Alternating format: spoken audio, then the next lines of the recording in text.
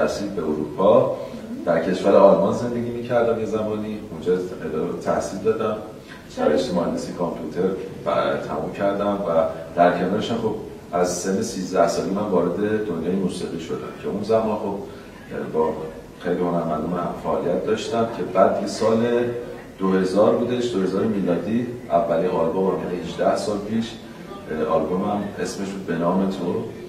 ما گفتیم به نام تو به یاد خدا.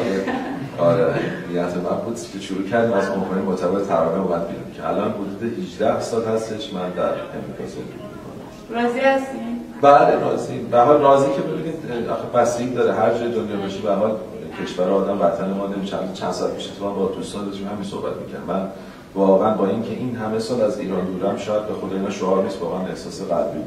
هنوز قلبم برای ایران می‌تپه و خیلی دوست دارم بحث شماره می‌کنم که بتونم بیام تو موافقات و بتونم زندگی کنم و فعالیت داشته باشم و به امید اون روز زنده هستیم و اگر باقی بمونیم خیلی خوشحال میشیم بتونیم وطنمون برگردیم.